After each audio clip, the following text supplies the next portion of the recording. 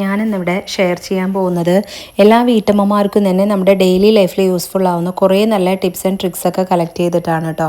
നമ്മൾ ഒത്തിരി സമയമൊക്കെ നിന്ന് കഷ്ടപ്പെട്ട് ചെയ്യുന്ന ജോലികളൊക്കെ സിമ്പിളായിട്ടുള്ള ടിപ്സൊക്കെ യൂസ് ആക്കി കഴിഞ്ഞാൽ നമുക്കതൊക്കെ പെട്ടെന്ന് തന്നെ ചെയ്ത് തീർക്കാനായിട്ട് സാധിക്കും. അങ്ങനെയുള്ള കുറേ നല്ല ടിപ്സാണ് ഇന്നത്തെ വീഡിയോയിൽ ഉൾപ്പെടുത്തിയിരിക്കുന്നത്. ഇനി നമുക്ക് നേരെ വീഡിയോയിലോട്ട് പോവാം. അപ്പോൾ ആദ്യത്തെ ടിപ്സ് അല്ല കേട്ടോ, ഞാനൊരു റെസിപ്പിയാണ് കാണിക്കുന്നത്. നമ്മളിത് ഒരു പാൻ അടുപ്പത്തേക്ക് വെക്കുന്നുണ്ട്. നമ്മൾ കുറച്ച് അടി കട്ടിയുള്ള പാൻ അല്ലെങ്കിൽ നോൺ സ്റ്റിക്കിൻ്റെ പാനാണ് നമ്മൾ ഇതിനായിട്ട് ഉപയോഗിക്കേണ്ടത് കേട്ടോ. അപ്പോൾ പാന് നല്ലോണം കഴുകി അതിൽ നനവെല്ലാം പോകാനായിട്ട് ഞാൻ ഒരു ടിഷ്യൂ പേപ്പർ യൂസ് ചെയ്ത് ഇതുപോലെ ഒന്ന് തുടയ്ക്കുന്നുണ്ട്. ആ നനവെല്ലാം പോയതിന് ശേഷം മാത്രം നമ്മൾ ഗ്യാസിൽ വെക്കുകയാണെന്നുണ്ടെങ്കിൽ നമുക്ക് ഗ്യാസ് ലാഭിക്കാനായിട്ട് സാധിക്കും കേട്ടോ. അല്ലെങ്കിൽ ആ വെള്ളമെല്ലാം തന്നെ വറ്റി പിന്നെ വേണം ആ പാത്രം ചൂടാവാനായിട്ട്. അപ്പോൾ എപ്പോഴും നമ്മൾ പാത്രം തുടച്ചതിന് ശേഷം നമ്മൾ അടുപ്പത്ത് വെക്കുകയാണെന്നുണ്ടെങ്കിൽ നമുക്ക് ഗ്യാസ് ലാഭിക്കാനായിട്ട് സാധിക്കും. ഇനി നമ്മൾ അതിലേക്ക് കുറച്ച് വെളിച്ചെണ്ണയാണ് കേട്ടോ ഒഴിച്ചു കൊടുക്കുന്നത്. വെളിച്ചെണ്ണ ഒഴിച്ചു കൊടുത്തിട്ട് നമ്മളിപ്പോൾ രാവിലെയൊക്കെ ഉണ്ടാക്കിയിട്ടുള്ള ഇഡ്ഡലി ബാലൻസ് വന്നിട്ടുണ്ടെന്നുണ്ടെങ്കിൽ നമ്മളത് ആവി കയറ്റിയിട്ട് പിന്നെയും കഴിക്കുകയല്ലേ ചെയ്യുക. ഇതുപോലൊന്ന് തയ്യാറാക്കി നോക്കൂ കേട്ടോ. അപ്പോൾ ഞാനൊരു 7-8 ഇഡ്ഡലി ഉണ്ടായിരുന്നു. അപ്പോൾ അതിന് നമ്മൾ ഈ ഒരു എണ്ണയിൽ, ചൂടുള്ള എണ്ണയിൽ തന്നെ നമ്മൾ ഇട്ട് കൊടുക്കുന്നുണ്ട്. ഇട്ട് കൊടുത്തിട്ട് നമ്മൾ അതിലേക്ക് ഒരു 3-4 മുട്ട, കോഴിമുട്ട അതുപോലെ ഒന്ന് പൊട്ടിച്ചിട്ട് നമ്മൾ അതും കൂടി ഇതിലേക്ക് ചേർത്ത് കൊടുക്കുന്നുണ്ട്. ചേർത്ത് കൊടുത്തിട്ട് നമ്മളിത് രണ്ടിനും കൂടി ചേർത്ത് ഒന്ന് നന്നായി ഒന്ന് ചിക്കി പൊരിച്ചെടുക്കുക. അതിൻ്റെ കൂടെ തന്നെ നമ്മൾ ഈ ഇഡ്ഡലിനെ ഇതുപോലൊന്ന് ഉടയ്ക്കാനായിട്ട് കൂടെ ശ്രദ്ധിക്കുക കേട്ടോ. നമ്മൾ ജസ്റ്റ് കട്ട് ചെയ്തിട്ട് ഇഡ്ഡലി ഇടണം എന്നുണ്ടെങ്കിൽ അങ്ങനെ ചെയ്താലും മതിയാവും. ഇപ്പോൾ ഇതുപോലെ ഇടാതെ നമ്മൾ ചെറിയ ചെറിയ പീസാക്കിയിട്ട് നമ്മൾ ആക്കണമെന്നുണ്ടെങ്കിലും കുഴപ്പമില്ല കേട്ടോ. അപ്പോൾ ഞാനിത് ഇതുപോലെ ഒന്ന് മുഴുവനായി തന്നെ ഇതുപോലെ ഒന്ന് ആക്കിയെടുക്കുന്നുണ്ട്. അപ്പോൾ നമ്മൾ സാധാരണ ഇഡ്ഡലിയൊക്കെ ബാലൻസ് വന്നു കഴിഞ്ഞാൽ ഇതുപോലൊന്ന് തയ്യാറാക്കി നോക്കൂ കേട്ടോ. നമ്മളത് ഇഡ്ഡലിയാണെന്ന് പോലും നമുക്ക് കുട്ടികൾക്ക് തിരിച്ചറിയില്ല, നല്ല ടേസ്റ്റും ആയിരിക്കും.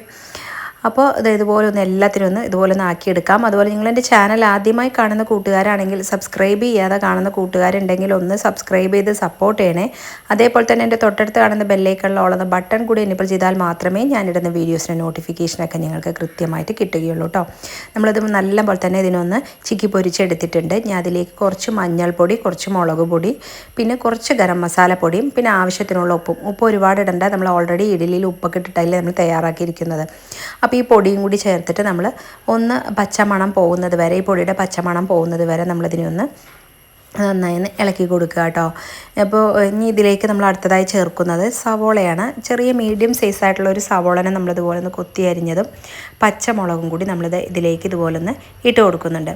ഇട്ട് കൊടുത്തിട്ട് നന്നായി ഒന്ന് മിക്സ് ചെയ്ത് കൊടുക്കുക. മല്ലിയില ഉണ്ടെന്നുണ്ടെങ്കിൽ മല്ലിയില ഇട്ട് കൊടുക്കുക, കറിവേപ്പില ഇട്ട് കൊടുക്കുക കേട്ടോ.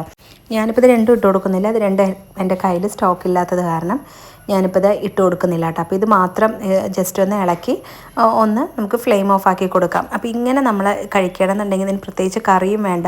മുട്ടയൊക്കെ ചേർത്തിരിക്കുന്ന കാരണം നല്ല ഇഡലിയുടെ ആ ഒരു പീസുകളെല്ലാം നല്ല സോഫ്റ്റ് ആയിരിക്കുകയും ചെയ്യും. നല്ല അടിപൊളി ടേസ്റ്റാണ് കേട്ടോ. അപ്പോൾ നിങ്ങൾ കുട്ടികൾ സ്കൂൾ വിട്ട് വരുന്ന സമയത്തൊക്കെ ഇതുപോലെ ഒന്ന് തയ്യാറാക്കി കഴിഞ്ഞാൽ കുട്ടികൾ നല്ല ഇഷ്ടത്തോടു കൂടി തന്നെ കഴിക്കുകയും ചെയ്യും. അപ്പോൾ നിങ്ങളിതുപോലെ ഒന്ന് ട്രൈ ചെയ്യാം. ഇനിയിപ്പോൾ അടുത്തതായിട്ട് ഞാനിതുപോലെ ഒരു ചെറിയൊരു പാൻ അടുപ്പത്തേക്ക് വെക്കുന്നത്, ചെറിയൊരു ചട്ടി അടുപ്പത്ത് വെക്കുന്നുണ്ട് കേട്ടോ.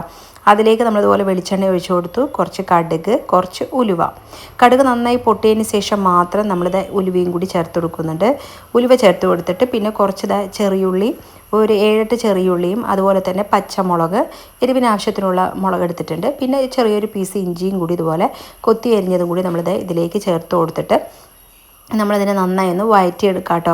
നമ്മൾ നോർമലായിട്ട് എപ്പോഴും മോര് കാച്ചുന്നതും ഈ ഒരു രീതിയിൽ ഒന്ന് മോര് കാച്ചി നോക്കുക കേട്ടോ. നല്ല ടേസ്റ്റ് ആയിരിക്കും. അതുപോലെ മോര് കറിക്ക് നല്ല തിക്കും നല്ല കൊഴുപ്പൊക്കെ ഉള്ള പോലെ നമുക്ക് ഫീൽ ചെയ്യും. ഇനി നമുക്കിതിലേക്ക് ക്രഷ് ചെയ്തിട്ടുള്ള ചില്ലി ഫ്ലെക്സും കൂടെ നമ്മളിത് ഇതിലേക്ക് ചേർത്ത് കൊടുക്കുന്നുണ്ട്. അത് ചേർത്ത് കൊടുത്ത് ഇതുപോലെ കുറച്ച് കറിവേപ്പിലയും കൂടി ഇട്ട് കൊടുക്കാം. ഇട്ട് കൊടുത്തിട്ട് നന്നായി ഒന്ന് വഴറ്റിയെടുക്കുക കേട്ടോ. ഒന്ന് ജസ്റ്റ് നന്നായി ഒന്ന് ഈ സവോള, ചെറിയുള്ളി എല്ലാം പച്ചമുളകൊക്കെ ഒന്ന് നന്നായി ഒന്ന് വഴന്ന് വന്നതിന് ശേഷം പിന്നെ നമ്മളിതിലേക്ക് തക്കാളി ചേർത്ത് കൊടുക്കുന്നുണ്ട്. അത്യാവശ്യം വലുപ്പമുള്ള തക്കാളി ഇതുപോലെ ഒരു 2 വലിയ തക്കാളിയാണ് കേട്ടോ എടുത്തിരിക്കുന്നത്. അപ്പോൾ ചെറിയ തക്കാളിയൊക്കെ ആണെന്നുണ്ടെങ്കിൽ ഒരു 3 എണ്ണമൊക്കെ എടുക്കാം. എന്നിട്ട് അതും കൂടി നമ്മളിതിലേക്ക് ചേർത്ത് നന്നായി ഒന്ന് വഴറ്റി ഈ തക്കാളിയൊക്കെ ഒന്ന് നന്നായി ഒന്ന് ഉടഞ്ഞ് വരുന്നത് വരെ ഒന്ന് വഴറ്റിയെടുക്കാം കേട്ടോ. നല്ല പഴുത്ത തക്കാളി ആയത് കാരണം പെട്ടെന്ന് തന്നെ നമുക്കിതൊന്ന് വഴന്ന് കിട്ടും. ഇപ്പോൾ ഇതുപോലെ ഒന്ന് ആയി കിട്ടിയിട്ടുണ്ട്. ഇനി നമ്മളിതിലേക്ക് തൈരുണ്ടല്ലോ, തൈര് ജസ്റ്റ് വെള്ളമൊന്നും അധികം ചേർക്കാതെയാണ് കേട്ടോ ഞാനൊന്ന് മിക്സിയിലിട്ട് ഒന്ന് അടിച്ചെടുത്തതാണ്. അതാണ് നമ്മളിതിലേക്ക് ചേർക്കാൻ പോകുന്നത്. പിന്നെ നമ്മൾ മഞ്ഞൾപ്പൊടി ചേർക്കണം. മഞ്ഞൾപ്പൊടി ഞാൻ ഒരല്പം 1/4 ടീസ്പൂണിലും കുറച്ച് കൂടുതലായിട്ട് ചേർത്ത് കൊടുക്കുന്നുണ്ട്. നല്ലൊരു മഞ്ഞ കളർ വരാൻ വേണ്ടിയിട്ടാണ്. പിന്നെ ആവശ്യത്തിനുള്ള ഉപ്പും കൂടെ ചേർത്തിട്ട് നമ്മൾ മിക്സിയിൽ അടിച്ച് വെച്ചിരിക്കുന്ന ആ ഒരു തൈരുണ്ടല്ലോ ആ തൈര് നമ്മൾ ഇതിലേക്ക് ചേർത്ത് കൊടുത്തു. കുറച്ച് മാത്രം ഞാൻ വെള്ളം ചേർക്കണുള്ളൂ കേട്ടോ. അപ്പോൾ ഇതുപോലെ ഒന്ന് മോര് കറി വെച്ച് നോക്കുക. നമ്മൾ തക്കാളിയൊന്നും ഇട്ടിട്ട് സാധാരണ ഉണ്ടാക്കാറില്ലല്ലോ, പച്ചമുളകും ചെറിയ ഉള്ളിയൊക്കെ ഇട്ടിട്ടല്ലേ. ഇതുപോലെ ഒന്ന് തയ്യാറാക്കി നോക്കൂട്ടോ. നല്ല ടേസ്റ്റാണ് ഈ ഒരു മോര് കറിക്ക്. സാധാരണ ഉണ്ടാക്കുന്നതിനും വെച്ച് നല്ല അടിപൊളി ടേസ്റ്റാണ് കേട്ടോ. അപ്പോൾ നമ്മളിത് ചൂടാവരുത്. നമ്മൾ ഈ ഒരു തൈര് ഒഴിച്ചത് നമുക്ക് ഫ്ലെയിം ഓഫാക്കി കൊടുക്കാവുന്നതാണ് കേട്ടോ. അപ്പോൾ നിങ്ങൾ ഇതുപോലെ ഒന്ന് ട്രൈ ചെയ്ത് നോക്കുക. ഇനിയിപ്പോൾ അടുത്തതായിട്ടുള്ള ടിപ്പ്, നമ്മുടെ തമ്പനയിൽ കണ്ടതുപോലെ തന്നെ നമ്മുടെ വീടുകളിലൊക്കെ അത്യാവശ്യം വീടുകളിലൊക്കെ വെച്ച് പിടിപ്പിക്കുന്ന ഒരു ചെടിയാണ് ആടലോടകത്തിൻ്റെ ചെടി കേട്ടോ. ഇതില്ല എന്നുണ്ടെങ്കിലും ഇത് മിക്ക വേലിപ്പുറത്തൊക്കെ അധികം അത്യാവശ്യമായിട്ട് വരാറുണ്ട്. അപ്പം ഞാനിത് വീട്ടിൽ തന്നെ വെച്ച് പിടിപ്പിച്ചിരിക്കുകയാണ് കേട്ടോ. ഇത് നമുക്ക് ഇപ്പോൾ ഈ ഒരു മഴ ടൈമൊക്കെ ആയതുകൊണ്ട് മിക്കവാറും കുട്ടികൾക്ക് കഫക്കെട്ടും ജലദോഷവും വിട്ടുമാറാത്ത ചുമയും ആസ്മ ഉള്ളവർക്കൊക്കെ അതൊക്കെ കൂടാനുള്ള സാഹചര്യം അത്യാവശ്യം കൂടുതലാണ്. അതിന് ഏറ്റവും നല്ലതാണ് കേട്ടോ ഈ ഒരു ആടലോടകത്തിൻ്റെ ഇല. ഇതിനെ നമ്മളിതുപോലെ തളിരില വലിച്ചിട്ട് ജസ്റ്റ് ഒന്ന് ആവി കയറ്റി നമ്മൾ ഒന്ന് നീര് തേനിൽ ചേർത്ത് നീര് കുടിക്കുകയാണെന്നുണ്ടെങ്കിൽ നമുക്ക് അത്യാവശ്യം കഫക്കെട്ടും ചുമയൊക്കെ മാറാനൊക്കെ വളരെ നല്ലതാണ് കേട്ടോ.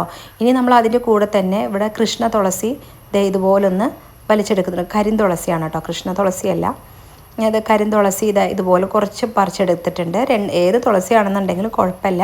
പിന്നെ നമ്മൾ പനിക്കൂർക്കയുടെ ഇല ഇതുപോലെ തളിര് ഭാഗത്തുനിന്ന് ഒരു 4 തണ്ട് അതും കൂടി പറിച്ചെടുക്കുന്നുണ്ട്. പറിച്ചെടുത്ത് ഇതിനെ നന്നായി ഒന്ന് കഴുകണം കേട്ടോ, നല്ല രീതിയിൽ തന്നെ. ഇതിപ്പോൾ ഒരു 2-3 വട്ടമൊക്കെ നല്ലോണം ഒന്ന് കഴുകിയെടുത്ത് ഇത് നന്നായി ഒന്ന് പിഴിഞ്ഞെടുത്തതിന് ശേഷം പിന്നെ നമ്മളിതിനെ ഒരു പാത്രത്തിലേക്ക് നമ്മളിട്ടിട്ട് ഇതൊന്ന് തിളപ്പിച്ച് നമ്മളൊരു കഷായം ഉണ്ടാക്കിയെടുക്കണം കേട്ടോ.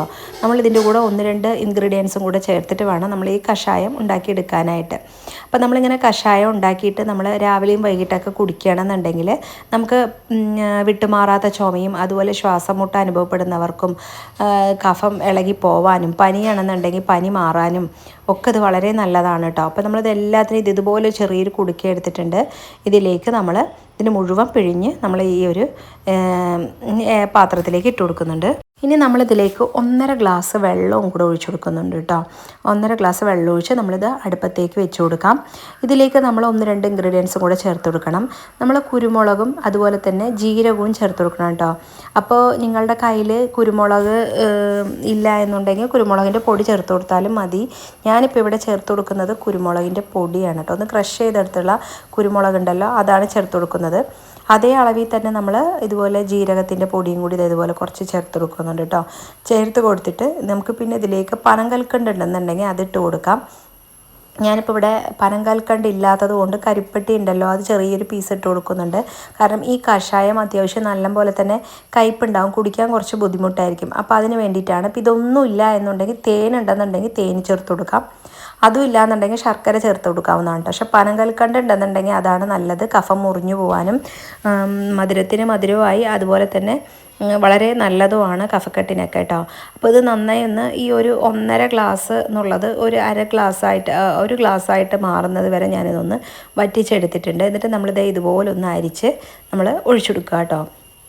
എന്നിട്ട് നമ്മൾ ഈ ഒരു ചൂടോടുകൂടി തന്നെ നമ്മൾ കുറേശ്ശെ കുടിക്കുകയാണെന്നുണ്ടെങ്കിൽ നമുക്ക് എത്ര വിട്ടുമാറാത്ത കഫക്കെട്ടും അതുപോലെ തന്നെ ജലദോഷം, പനി, ശ്വാസമുട്ട് അനുഭവപ്പെടുന്നുണ്ടെങ്കിൽ ശ്വാസമുട്ട് മാറാനും ഒക്കെ ഈ ഒരു കഷായം വളരെ നല്ലതാണ് കേട്ടോ. അപ്പോൾ ആടലോടകത്തിൻ്റെ ഇല ഉണ്ടെന്നുണ്ടെങ്കിൽ നിങ്ങൾ എവിടെ കണ്ടാലും അതിൻ്റെ ഒരു ചെടി വീട്ടിൽ വെച്ച് പിടിപ്പിക്കുക. അതിൻ്റെ ഇല ഒരുപാട് ഔഷധ ഗുണമുള്ളതാണ് കേട്ടോ. അപ്പോൾ നിങ്ങൾ ഇതുപോലെ ഒന്ന് ട്രൈ ചെയ്യുക. ഇന്നത്തെ വീഡിയോസ് ഏതെങ്കിലും ഒരു ടിപ്സ് യൂസ്ഫുള്ളായി തോന്നിയിട്ടുണ്ടെന്നുണ്ടെങ്കിൽ വീഡിയോയ്ക്ക് ലൈക്ക് ചെയ്യുക, ഷെയർ ചെയ്യുക, നിങ്ങളുടെ ഫ്രണ്ട്സ് ആൻഡ് റിലേറ്റീവ്സിനൊക്കെ ഒന്ന് ഷെയർ ചെയ്യുക. അതുപോലെ തന്നെ വീഡിയോയ്ക്ക് നല്ല കമൻറ്റ് ഇടുക കേട്ടോ. പിന്നെ ഇതേപോലെ നല്ലൊരു വീഡിയോയിൽ കാണുന്നത് വരേക്കും ബൈ.